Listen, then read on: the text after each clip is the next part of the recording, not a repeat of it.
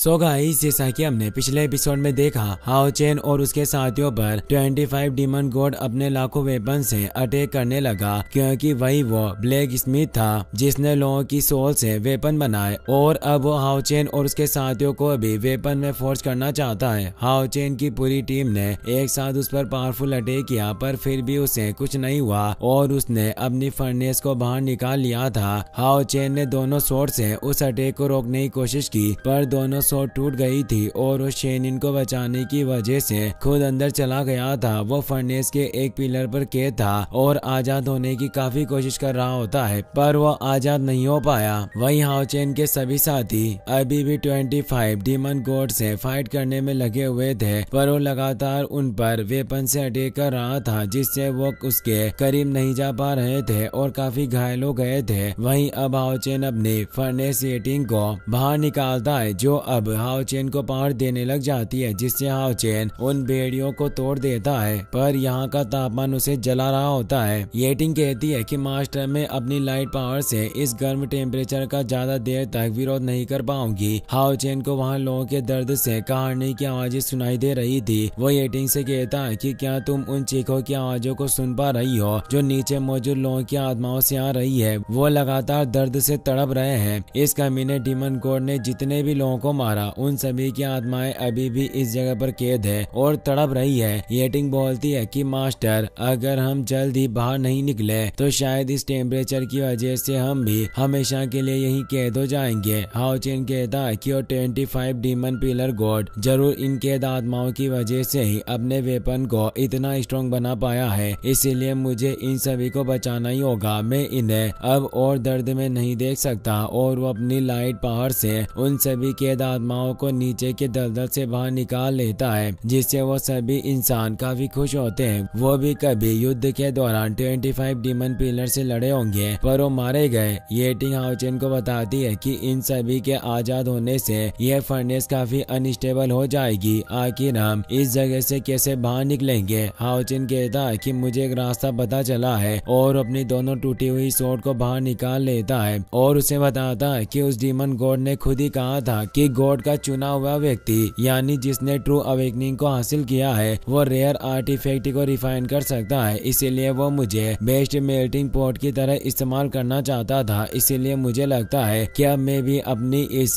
Goddess light sword को forge कर सकता हूँ, जिससे ये जगह मेरे कंट्रोल में होगी। येटिंग कहती है कि इस फोर्जिंग प्रोसेस की वजह से आपकी बॉडी और सोल काफी कमजोर हो जाएगी और पहले से ही आप इस जगह के टेम्परेचर से काफी कमजोर हो चुके हो। मुझे आपकी काफी चिंता हो रही है। हाओ चेन कहता है कि मेरी सोल नष्ट नहीं हो सकती है। मेरे साथी अभी भी बाहर मेरा इंतजार कर रहे हैं और उस डीमन गॉड से फाइट कर रहे हैं। चाहे कुछ भी हो, मैं इस जगह पर नहीं मरूंगा और जब तक मैं अपनी स्वॉर्ड को फोर्ज करने की कोशिश ना करूं, मैं कैसे पता लगा सकता हूं कि मैं अपनी स्वॉर्ड को रेयर आर्टिफैक्ट में नहीं बदल सकता? और वहां पड़े हुए अपने स्वॉर्ड के टुकड़ों को अपने पास ले लेता है और फोर्जिंग प्रोसेस को स्टार्ट कर देता है। वो जगह एक भट्टी यानी फर्नेस होने की वजह से वहाँ की एनर्जी उस स्वॉर्ड के अंदर समाने लग जाती है। यह देखकर येटिंग को भी विश्वास होता है कि वाकई यहाँ स्वॉर्ड को रिफाइन किया जा सकता है, पर इस प्रोसेस से हाओ चेन को काफी तकलीफ हो रही थी। अब येटिंग भी अपनी एनर्जी से उसकी मदद करने लगती है, पर वो सोचती है कि इस भट्टी के अंदर मास्टर अपनी जितनी अधिक पावर का इस्तेमाल करेंगे, उनकी बॉडी को उतना ही ज्यादा नुकसान होगा। पर हाओ चेन बिल्कुल भी रुक नहीं रहा था। वो अपनी गॉडेस लाइट स्वॉर्ड से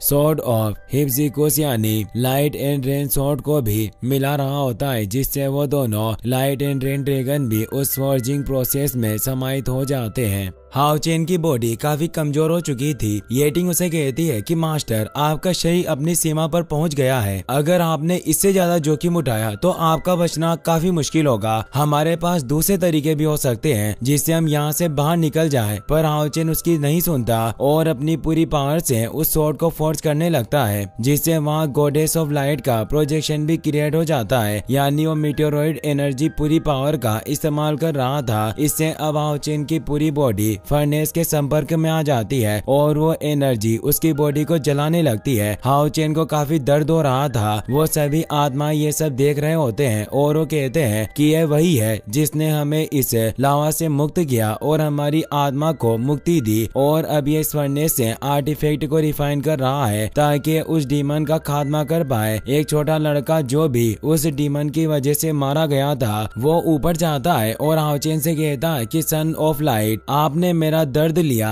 और मुझे आजाद किया, इसीलिए आपका बहुत बहुत शुक्रिया। आपकी वजह से ही मेरी आत्मा को मुक्ति मिली। मैं भी अब आपकी मदद करना चाहता हूँ ताकि मैं आपके साथ घर जा पाऊँ। और वो अपनी स्पिरिट को हाओ चेन की स्वॉर्ड में मिला लेता है। दूसरे वॉरियर भी बातें करने लगते हैं। एक वॉरियर कहता है कि उस डीमन गॉड ने हमें मार डाला, पर मैं इस लड़के की स्वॉर्ड में मिलकर इसकी मदद करना चाहता हूँ ताकि मैं बैटल फील्ड में लौट पाऊँ और मानवता के लिए लड़ सकूं। और वो अपनी स्पिरिट को उस स्वॉर्ड फोर्जिंग में मिला लेता है। दूसरे सोल्जर्स भी बातें करने लगते हैं कि हम पहले से ही मर चुके हैं और वैसे भी हम यहाँ फंसे हुए थे, इसीलिए हमें इस स्वॉर्ड में मिलकर मानवता की पावर को बढ़ावा देना चाहिए और इससे हम डीमन को दिखा पाएंगे कि इंसानों में मरने के बावजूद भी साहस की बिल्कुल कमी नहीं होती। और अब एक एक करके वो सभी स्पिरिट हाओ चेन की स्वॉर्ड के साथ मिलने लगती है, जिससे वो स्वॉर्ड ऑफ लाइट एक तेज एनर्जी के साथ रिफाइन हो जाती है। हाओ चेन पर होने वाले एनर्जी अटैक भी अब रुक गए थे और अब लाइट एंड रेन ड्रैगन भी अपनी पावर को उस स्वॉर्ड में समाहित कर लेते हैं। यहाँ तक कि अब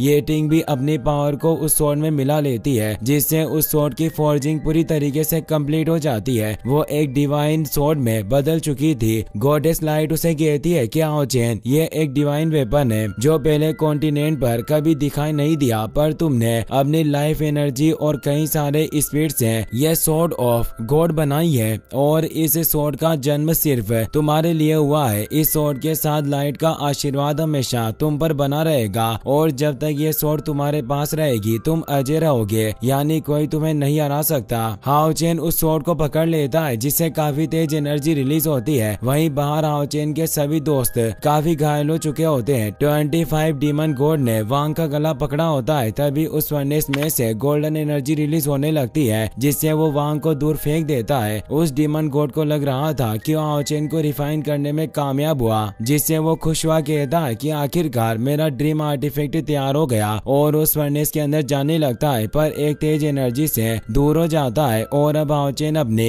हेरोइक एंट्री मारता है और उसे कहता है कि वास्तव में वो आर्टिफैक्ट बनकर तैयार हो चुका है, पर वो तुम्हारा नहीं बल्कि मेरा है। हाओ चेन के दोस्त और शेनिन उसे देखकर काफी खुश होते हैं। 25 डीमन गॉड को अपनी आंखों पर विश्वास नहीं होता और वो कहता है कि आखिर तुम एक मैजिकल आर्टिफैक्ट को कैसे बना सकते हो। हाओ चेन कहता है कि केवल सेक्रीफाइस से ही आर्टिफैक्ट क्रिएट किया जा सकता है, पर तुमने गलत तरीका अपनाया और इंसानों की क्रूरता से हत्या की, जिससे अब तुम फिर कभी भी आर्टिफैक्ट को रिफाइन नहीं कर पाओगे। तुम शुरुआत से ही एक हारे हुए व्यक्ति थे। 25 डीमन गॉड बोलता है कि तुम किससे हारा हुआ कह रहे हो, मैं कभी नहीं हार सकता, और वो अपने रिफाइन किए हुए सभी वेपन को बाहर निकाल लेता है और बोलता है कि आज मैं तुम्हें मार कर ही रहूंगा। वो सभी वेपन से एक साथ हाओ चेन पर अटैक करता है, पर हाओ चेन सिर्फ एक चुटकी बजाता है जिससे उसके सभी हथियार गायब हो जाते हैं। यह देखकर उसे विश्वास नहीं होता और पूछता है कि मेरे सारे ट्रेजर कहाँ गए। हाओ चेन कहता है कि तुमने अपने फर्नेस से जितने भी ट्रेजर बनाए वो अब गायब हो चुके हैं, क्योंकि तुमने जिन आत्माओं को भट्टी में कैद किया वो अब खुद तुम्हें अपने हाथों से मारेगी। और अब हाओ चेन की स्वॉर्ड में मौजूद वो सभी आत्माएं उसके पीछे दिखाई देती है। डीमन गॉड गुस्से में अब आग बबूला हुआ अपनी बॉडी से तेज एनर्जी रिलीज करने लगता है। हाओ चेन कहता है कि अब तुम्हारा वक्त आ चुका है, अब केवल तुम्हारी मौत ही तुम्हारे मन को शांत कर सकती है। और अब वो अपने स्वॉर्ड स्लैश को एक्टिवेट करते हुए कहता है कि मैं तुम्हारी इस मौत को एक नई सुबह की तरह बुलाऊंगा, क्योंकि मेरी sword life and death creation की तरह है जो सभी लोगों को